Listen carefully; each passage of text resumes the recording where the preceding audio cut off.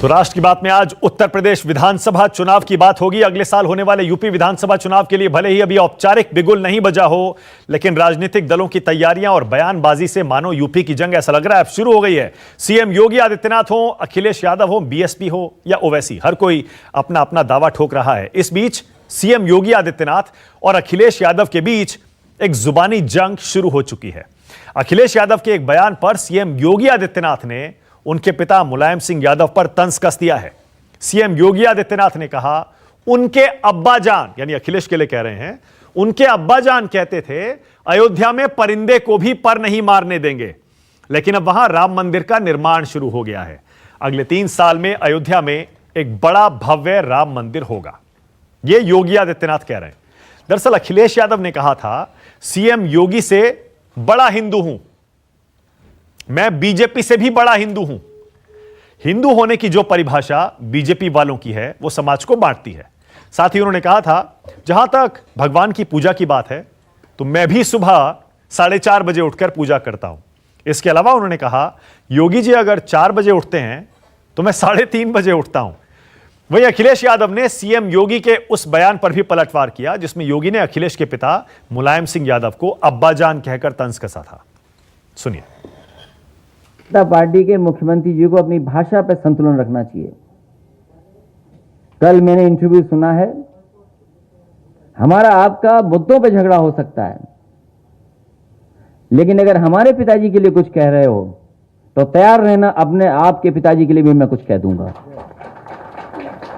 इसलिए मुख्यमंत्री जी अपनी भाषा का संतुलन रखें।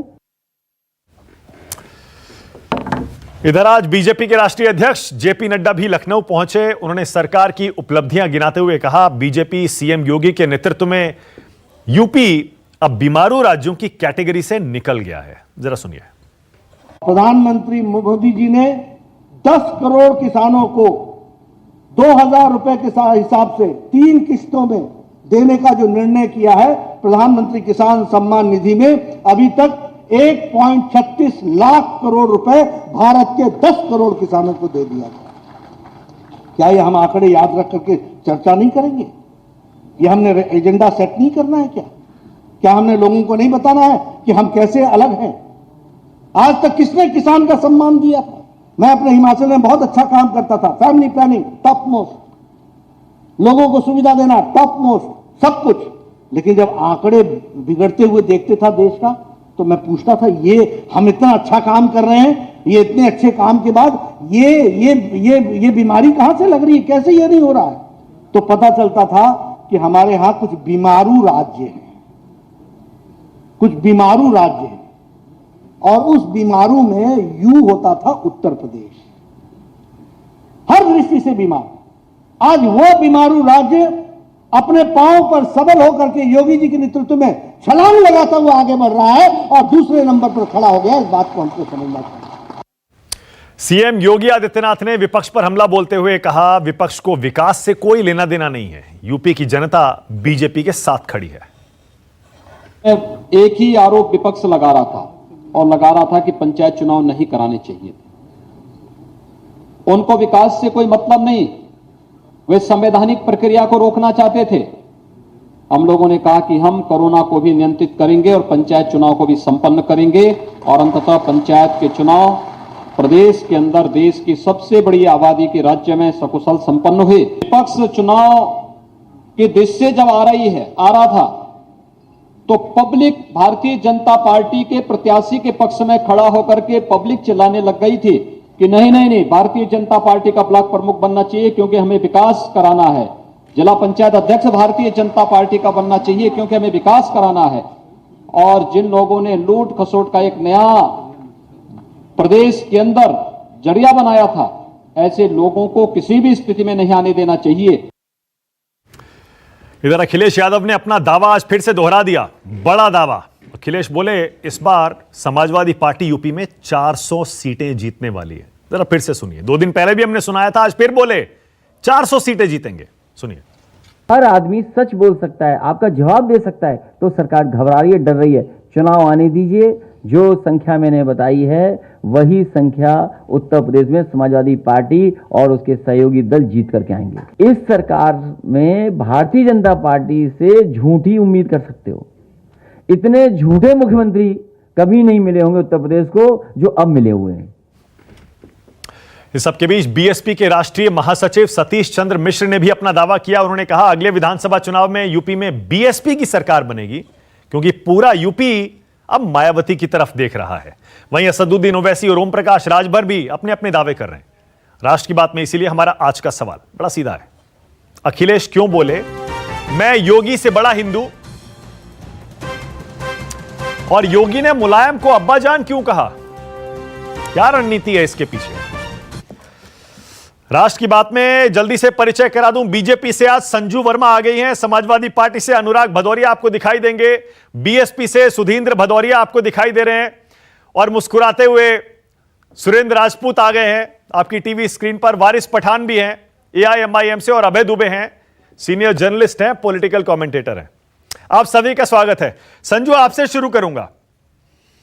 संजू, ये अखिलेश के पिताजी मुलायम सिंह यादव को अब्बाजान कहने के पीछे क्या स्ट्रेटजी है आपकी, क्या रणनीति है? पहली बात तो ये, अखिलेश यादव जो अभी हाहाकार मचाकर दुहाई दे रहे हैं कि मैं योगी आदित्यनाथ से भी बड़ा हिंदू हूं, तो मुझे लगता है आपके दर्शकों को जानना जरूरी है कि अक्टूबर 1990, 30 अक्टूबर 1990 और नवंबर 2, 1990 मुलायम सिंह यादव जब मुख्यमंत्री थे उत्तर प्रदेश के, उन्होंने निहत्थे कार सेवकों पर गोलियां चलवाई थी, लाठियां बरसाई थी, और कहा जाता है कि औपचारिक तरीके से तो शायद 12 या 16 लोग मरे थे, पर आज कहते हैं कि गिनती शायद 55 लोगों की थी। 55 निहत्थे लोगों को मारा गया था। तो हिंदुओं की दुहाई देने वाले, पहले तो ये बताइए 1990 में अयोध्या की तरफ बढ़ रहे कार सेवकों पर आपने गोली चलाई, आपको शर्म नहीं आई? दूसरी बात मैं कहती हूं कि वाराणसी में 2006 में बॉम्ब ब्लास्ट हुए थे और 2 लोग पकड़े गए, असदुल्ला और वलीलुल्ला। अखिलेश यादव ने हाईकोर्ट में याचिका फाइल की कि ये दोनों लोग इनोसेंट हैं, इन्हें छोड़ दिया जाए, और इलाहाबाद हाईकोर्ट ने तो 2010 में अखिलेश यादव को जमकर फटकार लगाई थी। बात यहां तक नहीं खत्म होती है मानक जी, बात फैजाबाद, गोरखपुर, वाराणसी, लखनऊ में जो 2007 में बम ब्लास्ट हुए थे, उसमें भी मुसलमान इन्वॉल्व थे। मैं इसलिए ये बोलना चाहती हूं, हालांकि मैं बोलना नहीं चाहती थी, क्योंकि हम सब यही कहते हैं terror has no religion, but terror has a religion. Akhilesh Yadav ji जब बम ब्लास्ट हुए थे गोरखपुर में, वाराणसी में, लखनऊ में 2007 में, तब भी आप कोर्ट पहुंच गए थे, तब भी आपने याचिका फाइल की कि भाई ये लोग इनोसेंट हैं, ये लोग बेकसूर हैं, इन्हें प्लीज छोड़ दिया जाए। और सबसे महत्वपूर्ण बात, आप जब सत्ता में थे आपने हिंदुओं के लिए क्या किया?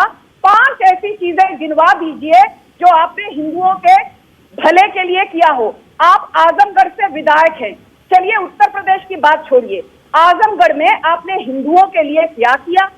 अरे आपकी पार्टी चाचा, भतीजा, मामा, भांजा, बेटा, बाप, आप लोग अपने घर के अंदर की सियासत को तो सुलझा नहीं पा रहे, और आप उत्तर प्रदेश मतलब संजू, इसका मतलब यह है कि आप अखिलेश को अखिलेश और मुलायम को अब्बाजान और हिंदू मुस्लिम, आप इसी पर घेरेंगे ना?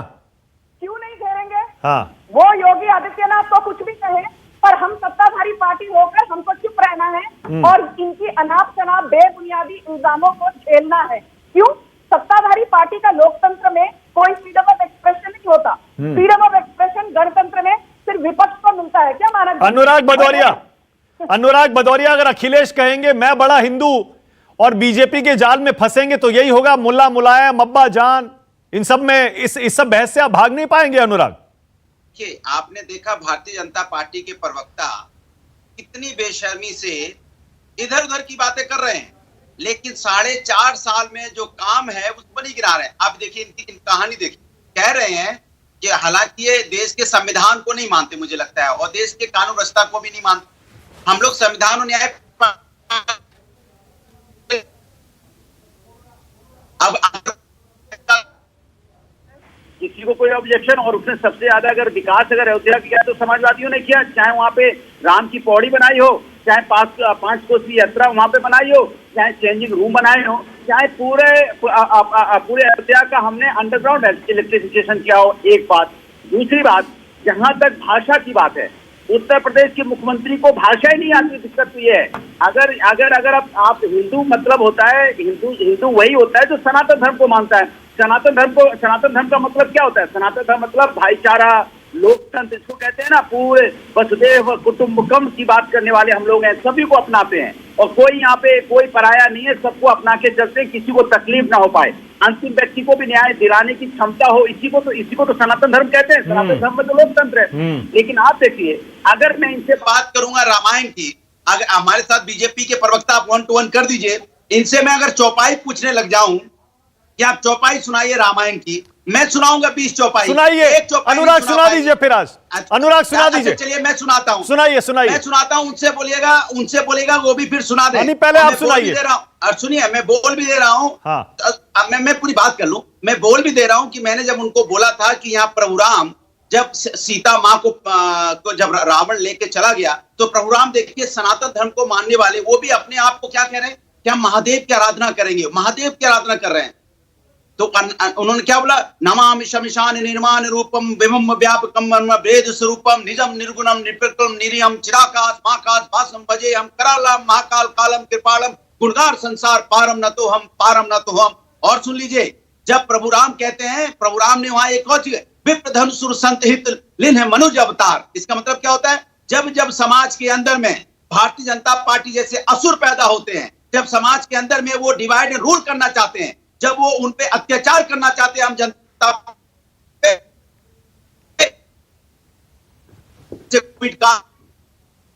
प्रभुराम के बच्चे जिनकी मौत हो रही है, महंगाई बेरोजगारी से प्रभुराम के बच्चे जो आत्महत्या कर रहे हैं, यहाँ प्रभुराम की बच्चियों का चीरहनन हो रहा है। ओके अनुराग, एक सेकंड। ऑलराइट अनुराग, 1 सेकंड। बहुत बढ़िया। संजू जवाब दीजिए, उसके बाद मुझे बाकी मेहमानों के पास भी जाना है। संजू, आपको अब देख लीजिए, अनुराग भदौरिया कह रहे हैं जो अखिलेश ने कहा था वही दोहरा रहे हैं। कह रहे हैं हम आपसे कम हिंदू नहीं है, आपसे बड़े हिंदू हैं। चौपाई सुना रहे हैं। अब यही होगा, आपके हिंदू वोट बैंक में सेंध लगाने की कोशिश है पूरी समाजवादी पार्टी की। नहीं, इनसे कहो चौपाई सुनाए ना। मानक जी, अभी मुझे बोलने का मौका दीजिए। इनकी बेतुकी बातों से मुझे कोई सुनाइए। चौपाई बेतुकी होती है? प्रभुराम की चौपाई बेतुकी है? अनुराग एक एक करके 1 by 1 आपने चौपाई सुना दी। ओके, आपने चौपाई सुना दी, आपने गेंद संजू वर्मा के पाले में फेंक दी। अब संजू वर्मा की बारी है, अब देखते हैं वो कैसी बैटिंग करती हैं। संजू वर्मा, आपको भी चौपाई सुनानी है? अनुराग भदौरिया कह रहे हैं आउट। एक मिनट मानक जी। हाँ, मुद्दे की बात तो ये है कि ये जो विपक्ष है, जैसा जेपी नड्डा कहते हैं, मैं दोहराना चाहती हूँ, विपक्ष के पास आज ना तो नीति है, ना इनके पास सही नीयत है, ना इनके पास कार्यकर्ता है, ना इनके पास कार्यक्रम है, ना इनके पास संगठन है। One by one. ना एक सेकंड, ऐसे नहीं, 1 by 1 करती है, चौपाई नहीं आती। अनुराग यू मेड योर पॉइंट। आपने चौपाई सुनाई, आपने उनको चुनौती दी, अपना जवाब दे रही है। नहीं, सुनना पड़ेगा। नहीं, सुनिए, अब सुन लीजिए ना, दर्शक सुनना चाहता है। ऐसे नहीं, आवाज बंद करिए। ओनली संजू, एक बार में एक ही व्यक्ति बोलेगा, बाकी सबकी आवाज बंद रखिए। संजू बोलिए। पहली बात तो ये कि जो जेपी नड्डा जी कहते हैं, मानक जी, कि विपक्ष क्यों कोई चुनाव जीत नहीं पा रहा, समाजवादी पार्टी के जो प्रवक्ता है यहाँ पर आकर चौपाई सुनाते हैं। अरे ये चौपाई से आप चुनाव नहीं जीतोगे। आपको लोकसभा 2019 में उत्तर प्रदेश से समाजवादी पार्टी को केवल 5 सीटें मिली थी। आपको शर्म आनी चाहिए। 2017 के उत्तर प्रदेश विधानसभा में आपको सिर्फ 47 सीट्स मिली थी। आप तो तब भी मुंगेरी लाल के हसीन सपने देख रहे थे कि हम सत्ता में आएंगे। आपको यूपी की जनता ने धक्के मारकर सत्ता से बाहर निकाल दिया और 2022 में वही होने वाला है। मतलब आप फर्जी हिंदू कह रही हैं क्या इनको? फेक हिंदू कह रही हैं आप? एक minute, let me complete. Fake Hindu, 20 seconds. Fake Hindu कह रही हैं आप? मानक जी, जनता आज बड़ी जागरूक है, जनता सब समझती है। और जैसा अमित शाह बोलते हैं, क्रोनोलॉजी समझिए। 2022 से पहले इनको अपना हिंदू होना याद आ गया। मैं चुनौती देती हूं, बताइए पहले आजमगढ़ से विधायक रहने के बावजूद उत्तर प्रदेश की जनता के लिए या आजमगढ़ के लोगों के लिए 5 ऐसी चीजें बताइए जो हिंदुओं के भले के लिए अखिलेश यादव ने की हो। आपके अखिलेश यादव ने Gomti scam, laptop scam, pension scam, इन तीनों चीजों में माहिर okay, all right, okay, Sudhindra Bhadauria, all right. Sanju Verma कह रही है ये चुनावी हिंदू हैं। सुधींद्र भदौरिया साहब, क्या आप इस तरह के चुनाव के लिए तैयार हैं जहां पर अब्बा जान, छोटा हिंदू, बड़ा हिंदू, ये सब तो होगा? सुधींद्र भदौरिया, समझा पढ़ा और जो अपने जीवन में कार्यकर्ता के तौर पर उतारा वो हमने परम पूज्य बाबा साहब भीमराव अंबेडकर के संविधान को समझा। उन्होंने हमें ये समझाया जब संविधान सभा की बहस हुई कि ये देश सभी का है, हिंदुओं का है, मुसलमानों का है, सिखों का है, ईसाइयों का है। और हमने चौपाई नहीं हमने सीखी, हमने ये जरूर सीखा कि भारत के संविधान के तहत जो हमें बुनियादी अधिकार आर्टिकल 19 में दिए हैं उसमें सभी लोग बराबर हैं, चाहे वो हिंदू हो, चाहे मुसलमान हो, चाहे सिख हो, चाहे ईसाई हो, चाहे महिला हो, चाहे पुरुष हो। तो इसलिए अब जो उत्तर प्रदेश का चुनाव है ये इस बात पर होगा कि इस देश में लोकतंत्र और संविधान को मानने वाली एकमात्र संस्था पार्टी जो आम जनता की निगाह में है, कानून व्यवस्था जो दे सकती है, वो बहुजन समाज पार्टी है। अब लोग दावे कर रहे हैं, कोई नंबरों के दावे कर रहे हैं। हाँ, 300-400 भदौरिया जी, योगी जी बोले 300, अखिलेश बोले 400। गलत कर रहे हैं वो लोग। 403 बोलना चाहिए, 3 काहे के लिए छोड़ दिया? मैं तो ये कहूंगा कि 403 का दावा करें। जो दावा कभी भी किसी ने नहीं पूरा किया उस तरह के दावे कर सकते हैं, पर हम ये जरूर कहेंगे कि उत्तर प्रदेश का ये चुनाव होगा, इस कसौटी पर जनता कसेगी कि कानून व्यवस्था क्या बहन मायावती जी के शासन में सबसे अच्छा था या किसी अन्य मुख्यमंत्री के शासनकाल में सबसे अच्छा था। उत्तर प्रदेश में जब बहन मायावती जी मुख्यमंत्री थी तो उत्तर प्रदेश का जीडीपी या विकास दर 9% था। कोई बतला दे, कोई भी मुख्यमंत्री बतला दे। मुलायम सिंह जी जब वो छोड़ के गए तो उत्तर प्रदेश को 3.5 लगभग 4% पर उन्होंने विकास दर भदौरिया जी मैं समझ रहा हूं से लिया, भदौरिया जी 4% पर ले जाके उसको 9% तक पहुंचाया। इसी तरह से उत्तर प्रदेश में दर्जनों उन्होंने विश्वविद्यालय बनवाए, दर्जनों उन्होंने हॉस्पिटल बनवाए। अभी कोरोना काल में इतनी जनता तबाह थी, उसके लिए भी उन्होंने एक ऑक्सीजन सिलेंडर का नोएडा के अंदर। भदौरिया जी मेरा बड़ा मासूम सा सवाल है, आप कह रहे हैं सब बराबर हैं, हिंदू मुस्लिम की इस डिबेट में आप नहीं पढ़ना चाहते।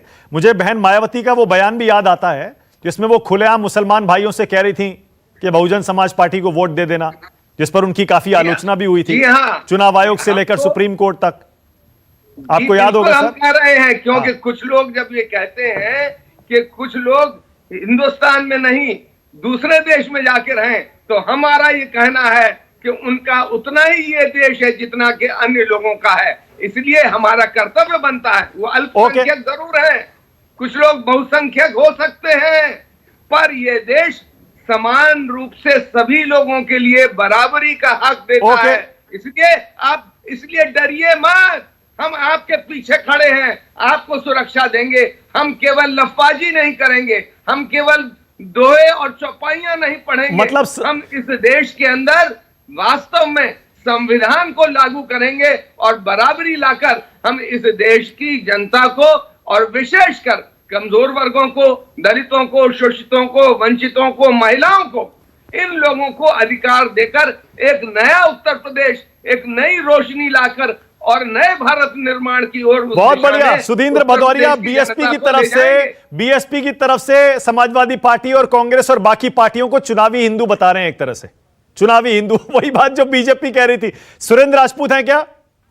सुरेंद्र राजपूत, उसके बाद वारिस पठान, फिर अभय दुबे। सुरेंद्र राजपूत, चुनावी हिंदू हैं आप, यही बात संजू वर्मा कह रही है और यही बात सुधींद्र भदौरिया, अखिलेश यादव भी वही करने की कोशिश कर रहे हैं। मतलब अनुराग भदौरिया अभी चौपाई सुना रहे थे, अखिलेश यादव बोल रहे मैं बड़ा हिंदू हूं, और यही बात राहुल गांधी आप लोग भी करते हैं, मंदिर जाते हैं चुनाव से पहले। सही। देखिए, दो बातें तो स्पष्ट हो गई मानक भाई।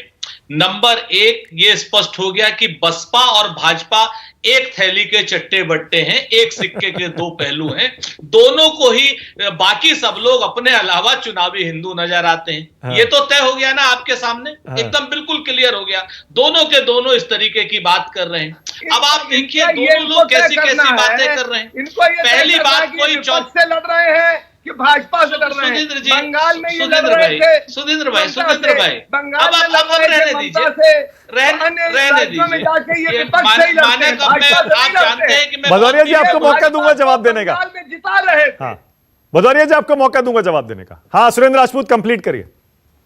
भदौरिया जी कैप्टन के बेटे हैं आप। Manak ji, can I please Sarla ji rebut? Sanju one second, अभी 3 लोग नहीं बोले, आ रहा हूं, सबके पास एक एक कर जाऊंगा। आप जाके जिताइए भाजपा को, कम्युनिस्ट पार्टी से मिलके भाजपा को जिताने का काम करिए बंगाल में। ये क्या हो रहा है मानक भाई? ओके भदौरिया जी, दूंगा आपको मौका दूंगा। भदौरिया जी जवाब दे दीजिएगा, थोड़ी देर में मौका दे रहा हूं। सुरेंद्र राजपूत कंप्लीट करिए, फिर वारिस पठान, अबे दुबे, उसके बाद दूसरा राउंड। हाँ बोलिए। तो मेरा जितना समय सुधींद्र खा गए हैं वो समय आप। हाँ बोलिए बोलिए। ये मैं कह रहा था, मैं ये कह रहा था, नहीं आप कह रहे हैं कि आप ये क्या बदतमीजी कर रहा है? एक सेकंड। हाँ बोलिए या जी बेवकूफ इंसान है। अब बोलिए भदौरिया जी, अभी आपको मौका दे रहा हूं, एक सेकंड। हाँ सुरेंद्र राजपूत बोलिए। मैं ये कह रहा था कि भारतीय जनता पार्टी की और क्या नाम बसपा की गठबंधन अपने आप पता चल गया। जो भाजपा कहती है वो बहन मायावती जी करती हैं, आदरणीय सुधींद्र भदौरिया जी भी वही कर रहे। अब आप देखिए आपके चैनल पर क्या हो रहा है। चौपाई, हिंदू मुसलमान, शमशान कब्रिस्तान, ये सारी की सारी भाजपा के लोग कर रहे हैं और उसके बाद मनचाहा बोल रहे हैं, किसी के पिता को कुछ कह रहे हैं। नहीं, चौपाई अनुराग भदौरिया ने सुनाई है, चौपाई बीजेपी थोड़े कर रही है। सर एक मिनट, आप मानक भाई, आप मेरी बात को पूरी नहीं, मुझे करेक्ट करना पड़ेगा। आपने कहा कि बीजेपी कर रही है चौपाई और हिंदू मुसलमान, चौपाई अभी अनुराग भदौरिया ने सुनाई है। मैं बताता हूं। हाँ। मैं उस पर भी आ जाता हूं। आप बहुत मासूम सा प्रश्न करते हैं, तो जब मासूम सा करते हैं तो बड़े मासूम लगते हैं आप। मैं आपको बताऊं कि आप देखिए कल जितनी सारी बातें कह रहे, स्वतंत्र देव सिंह कहते हैं भाई यूपी में महंगाई नहीं, पूरे देश में महंगाई है, महंगाई के लिए मोदी जिम्मेवार है, योगी जी के यहाँ कोई महंगाई नहीं। इनके साथ आज जेपी नड्डा कहने लगे यूपी तो बीमारू राज्य था, हमने बीमारू राज्य से उसको वेंटिलेटर पे पहुंचा दिया, मरने की कगार पर है। हम बहुत स्पष्ट रूप से, हम इनके किसी चक्कर में नहीं पड़ने वाले, ना हम इनके शमशान कब्रिस्तान के चक्कर में पड़ने वाले, ना हिंदू मुसलमान के। हम तो पूछना चाहते हैं कि पिछले 5 साल में उत्तर प्रदेश के 70 लाख रोजगार कहां हैं और पिछले 7 साल में देश के 14 करोड़ रोजगार कहां हैं? अरे मुझे लगा आप भी कोई चौपाई सुनाइएगा। अनुराग भदौरिया ने सुनाई, बाकी सबको चुनौती दे दी। अगर आप हिंदू हैं तो सुनाइए। नहीं। हिंदुओं का वोट मांगते हैं तो बताइए आप हिंदू हैं। मुझे अपने हिंदू होने पर किसी का सर्टिफिकेट नहीं चाहिए, ना आपका चाहिए, ना भाजपा का, ना सुधींद्र का चाहिए और ना ही अनुराग भाई का चाहिए। मैं हूं अपनी जगह पर, उसको वो सब सामने है। सारी आप भी हिंदू हैं, मैं भी हिंदू, और चौपाई सुना करके कोई हिंदू नहीं होता। सच ये है कि नसीरुद्दीन शाह जो है बहुत अच्छा कैरेक्टर रोल प्ले करते हैं, दिलीप कुमार साहब बहुत अच्छा कैरेक्टर रोल प्ले करते हैं, और वो जो भजन गाते हैं कि मन तरपत हरि दर्शन को आज, तो ये जितने अभिनेता प्रधानमंत्री और मंत्री बन गए हैं ना, ये पिछले 7 सालों में, ये अभिनय ही तो कर रहे हैं प्रधानमंत्री के पद का। प्रधानमंत्री के पद का जो लोग अभिनय कर रहे हैं उनके लिए बहुत अच्छा है, वो बहुत सुना दे। सुन लीजिए अभी। तो मेरा जो बड़ा स्पष्ट मानना है कि इन सारी चीजों से देश नहीं चलता, समाज नहीं चलता, राजनीति नहीं चलता। रोजगार दीजिए, इधर उधर की बात मत कीजिए। 14 करोड़ रोजगार आपने लूटे हैं। आपने 25 लाख करोड़ रुपया जो है आपने पेट्रोल और डीजल पर एक्साइज ड्यूटी का लूटा है। ओके, वारिस पठान लुटेरे हैं, लुटेरे को आपको जवाब देना पड़ेगा। ओके, मैं अभी जवाब लूंगा, एक सेकंड। वारिस पठान, मैं बड़ा हिंदू। हाँ वारिस पठान, मैं बड़ा हिंदू। अब्बा जान, आखिर देखिए यूपी चुनाव आ गया ना, और अभी अनुराग भदौरिया ने सुना दी चौपाई। अब आप क्या सुनाइएगा, बोलिए। बिल्कुल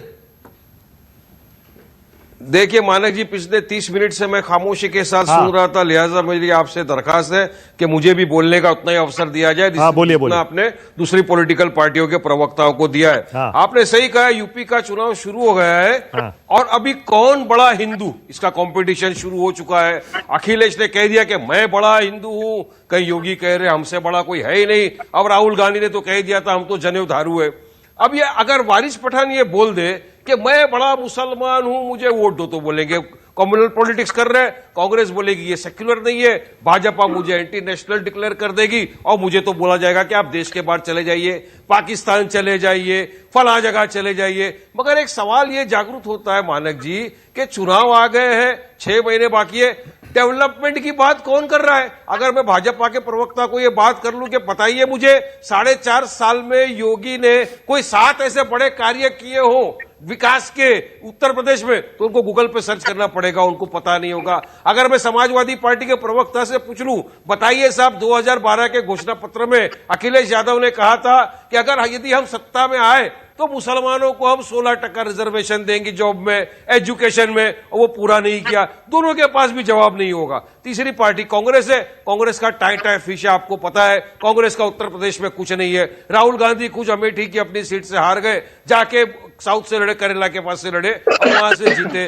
अब ये रहा बीएसपी, तो अब ये लोग कर रहे हैं ब्राह्मणों का सम्मेलन हो रहा है। अरे कभी विकास की भी बात कर लो। देखा हमने, आपने, मानक जी, सबने तैरती हुई लाशें, उस पर कोई बोलने को तैयार नहीं है। वहां पे लकड़ी नहीं मिली थी, शमशान के अंदर लोगों को जला दिया गया, उसके ऊपर कोई बोलने को तैयार नहीं है। पेट्रोल डीजल गैस का भाव आसमान छू गया, उस पर कोई बोलने को तैयार नहीं है, क्योंकि इनके पास कोई मुद्दे नहीं बचे। आप कांग्रेस के प्रवक्ता ये कह रहे हैं कि लोगों का रोजगार छीन गया 70 लाख का। मैं बताता हूं आंकड़े उससे ज्यादा का छीन गया है, मगर क्या इनके पास नीति है? कुछ नहीं। और हम जब लड़ने आ रहे हैं चुनाव, हम चाहते हैं कि हमारे भी लोगों का पॉलिटिकल एम्पावरमेंट हो, एजुकेशन मिले, क्योंकि आज की तारीख में अगर उत्तर प्रदेश में आप लिटरेसी रेट देखेंगे तो मुसलमान दलित के बिल्कुल बराबर नहीं तो नीचे भी नहीं है, सेम हो गया है।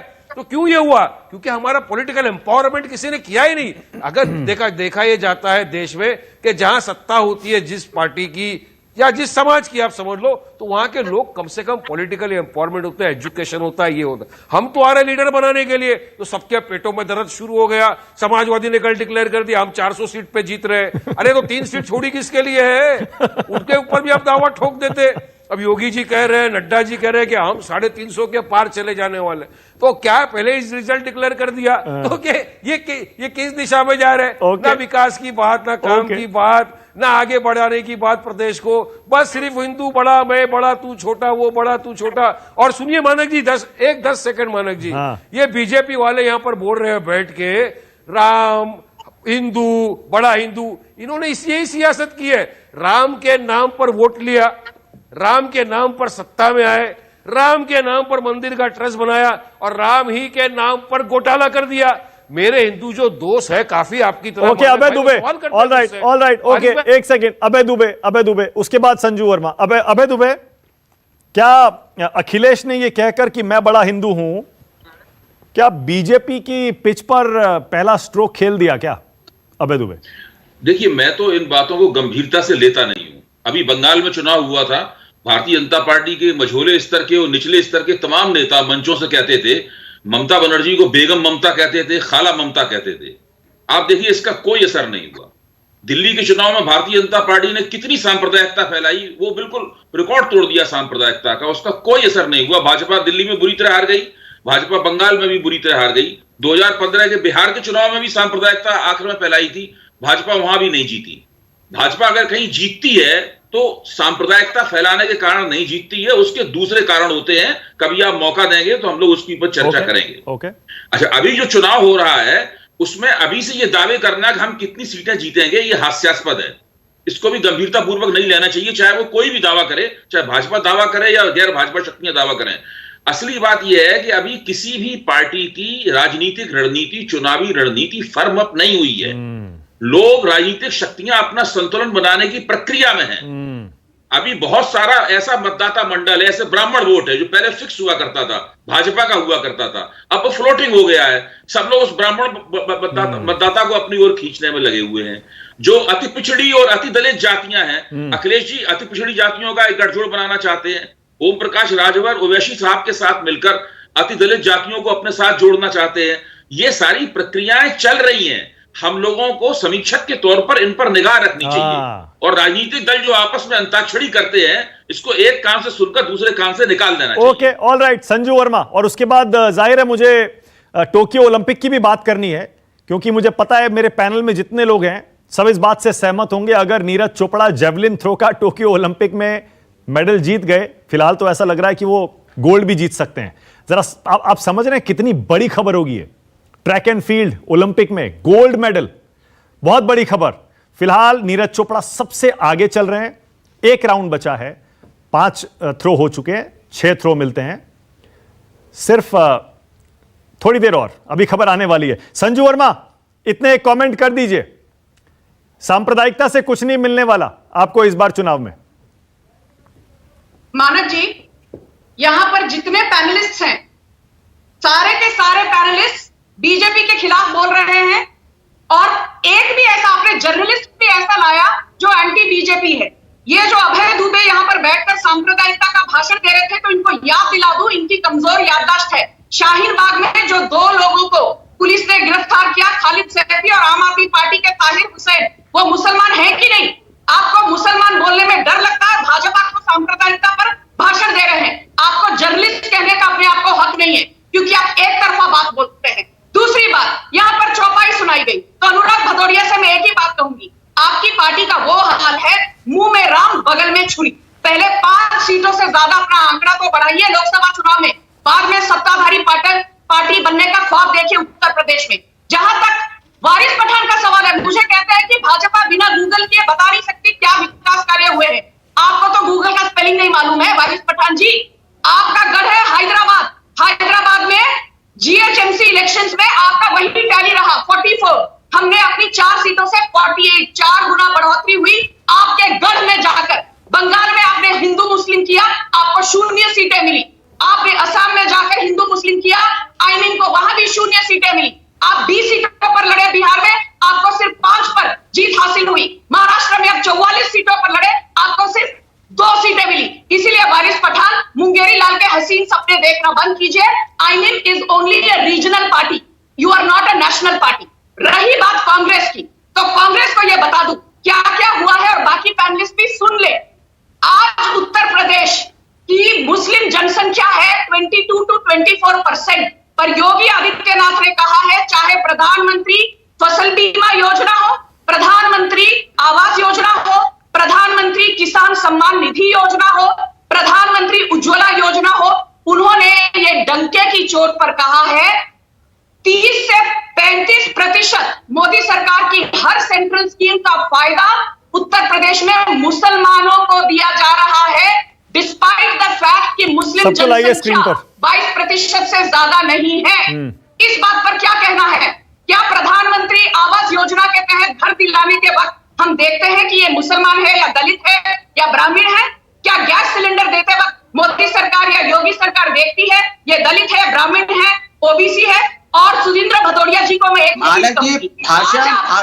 ब्राह्मणों की बात करते हैं, 4.5 साल में 4.5 काम नहीं गिना पा रहे, भाषण दे रहे हैं आप। उत्तर प्रदेश में 4.5 काम गिना दीजिए, 4.5 साल का भाषण। ओके, अनुराग भदौरिया, अब बोल लीजिए।